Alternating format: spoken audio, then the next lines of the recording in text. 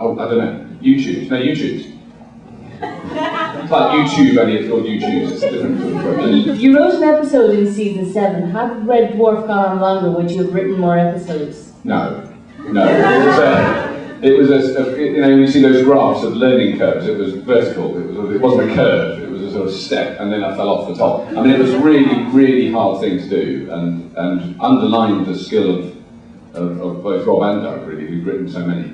And I think it was also just too difficult to write something, you know, the first draft of that script I wrote was like an end of term sketch that students might, because it was all about us, it wasn't about the characters.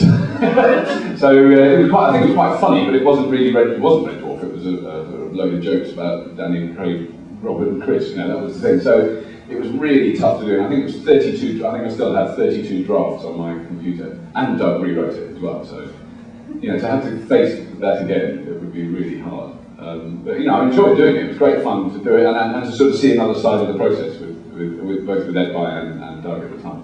So, but no, definitely not. Thank you. Hi Robert. Season 8 documentary, you mentioned your frustration at having the scene cut where you all learned the word cesium pancreatic mixyalabidine dioxide. And I was just wondering, are there any other scenes that didn't make We've got him, folks, we've got him! YouTubers, he's just clapped on the table. You do. I was just wondering, are there any of the scenes that are on the deleted scenes on the DVD that you liked so much you would have liked to have seen in the finished programmes? I mean, the only one I remember is actually from series 3, which is one of the very first things we ever filmed, that I ever filmed, which was in the sauna. We did it in a sauna in Manchester.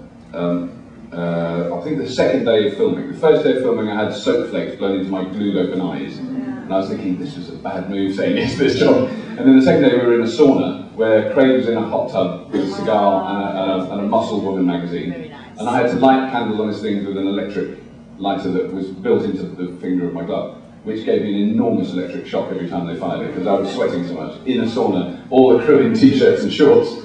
God, it's hot here, isn't it? I'm like, fuck. Just before I could complete class, so we went through all this agony, and they never used it! So that was kind of frustrating and painful. And Craig was having a brilliant time, of course, as always, in the hot tub, and really chilling out. Don't worry about it, just chill. Chill! My internal temperature was about 907 degrees Fahrenheit. But yeah, it was, that was one I always remember, particularly because it was right at the beginning of the whole experience for me. There's probably lots of others, but I've got no memory. There, you're choosing, you choose. What do you dream the pinnacle of your career will be?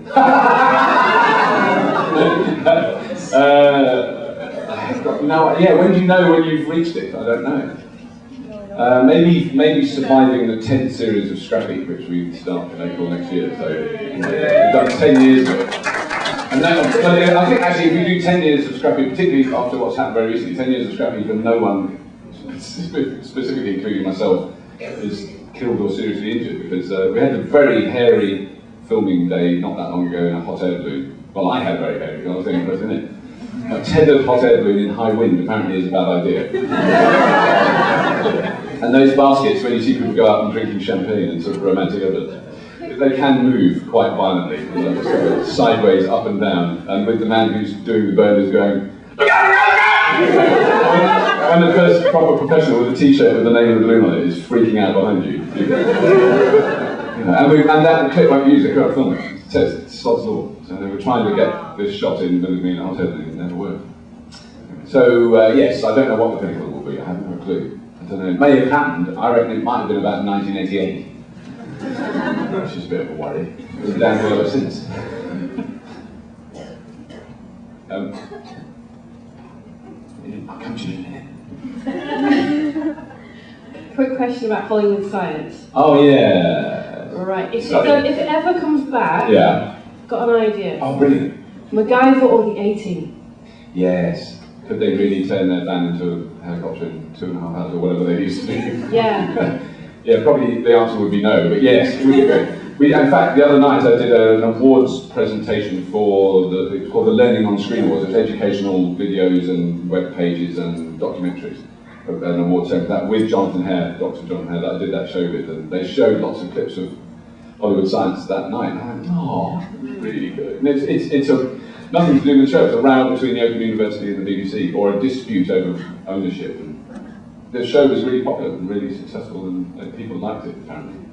Really good fun to do, drinking your own urine. They wouldn't let me cheat. I had a bottle of everything. I said, can I just tip that in? And they wouldn't let me do it. They're proper scientists, so they thought that wouldn't be right. Really unfair. Hello, Donnie. I was wondering, you said you only spend like an hour at a time doing your online diary. Yeah. It's good. Do you ever get carried away with that and kind of forget what you're supposed to be doing? Yes. And I've got one now that is on a hard drive because it's taken me an hour and a half, and I said, that's it! So I haven't finished it. So I don't know how to do that one, because I have to, just because, because there's such throwaway things, you just can't spend 3 days doing one and then go, and then 28 people watch it, and so it's kind of a rule I've set myself that they have to be short. I enjoyed the one with the wig. The one with the wig, you like that, do you? I want to get some more wigs, actually, but that's the only wig I've got. Has Normal got one? He was on The what, sorry? He was on the film earlier. Oh, was he? The didnt advertising the fine. Like Romania and autograph hunter gave him a wig. Ah, that's what I need. I've got to go to, I've got to go to more Collectomania fairs and get wigs. Wigs this way, please. Someone up the back, yes, who's been very, very over the frontish. Because you're so technically minded, do the other cast members call you around to their houses to set their video recorders for?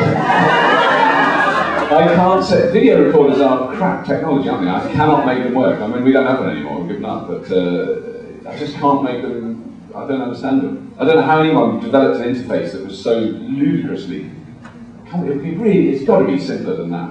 I suppose. Well, now it could be, I suppose you could have a screen which you just choose that program, that program. But at that time, it was all done with numbers, and I've never recorded anything on a video recorder in my life. So no, I don't go around to their houses. They've all got widescreen, high-def tellies and big satellite dishes that spin around at night. I've got a wind-up telly, black and white one. I've got a pedal. It's environmentally aware, of course.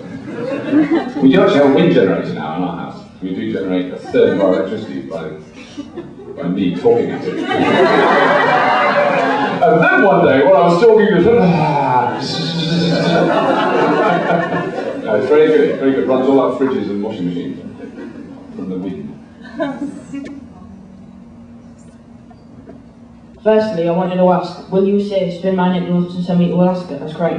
Will I say it? Yes, I have. I suppose here I have to. So sometimes I'm waiting for a tube train, someone asks me to say it, or do I really have to? Go on, say it's my mate on the phone. I'll try. Oh, spin my little nuts and send me to Alaska.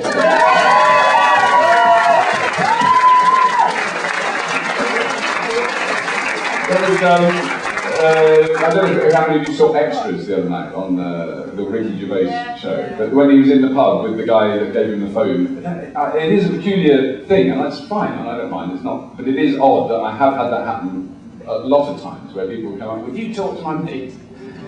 On the phone you go, hello, it's Robert, and they're thinking they're going to talk to Crichton, so they're huge, they go, oh, what? On the other end, what's he talking about, who are you? Go, hello. It is a very difficult thing to do. Well.